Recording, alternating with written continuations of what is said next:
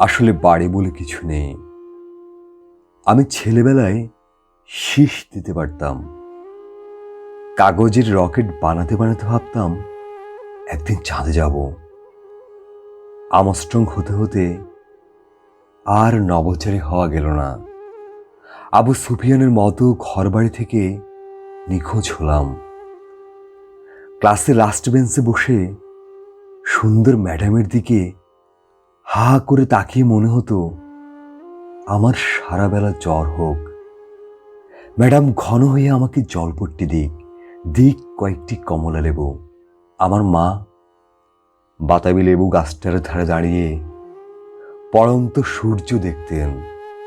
আমরা ভাই বোন সন্ধ্যায় জোরে সুর করে পড়তাম, থাকবো নাকো বদ্ধ ঘরে। বাবা বলতেন, এই শহরে একদিন নদী ছিল, হরিয়াল ঘুঘু ছিল। পাশের বাড়ির দীপালি সাহারা একদিন ভোরে কাঁদতে কাঁদতে জলে ভিজে কোথায় যে চলে গেল। কলাবেনি করে যে মেয়েটি দুলে দুলে স্কুলে যেত, ওকে দেখে কতদিন ঘন বৃষ্টিতে ভিজে ভিজে চোখ লাল করে ভেবেছি সে আমার বউ। সে চলে গেল ডাকাতিয়া সান্তাহার। ভারী বর্ষণে ভেসে গেল আমাদের শহর, কান্নায় ডুবে গেল প্রণয় পাঠশালা। কতগুলো শীত পাখি উঠতে উঠতে আমাদের শহরে নেমে এলো। শহুরে মানুষগুলো এমন সুন্দর পশমী পাখি আগে দেখেনি কখনো। বড় বোন আমাকে বলল, বাড়ি ঢুকে যা, আমাদের অমঙ্গল হবে। আমি ভয় পেয়ে কান্না জুড়ে দিলাম শৈশবের হলুদাব হেমন্তে। জামশেদ কাকা তার দ্বিতীয় স্ত্রীকে পেটাতে পেটাতে কারখানায় চলে গেল।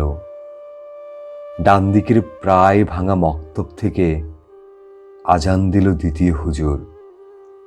শীতের পাতাগুলো বিবর্ণ হতে হতে আমাকে মনেও করল না।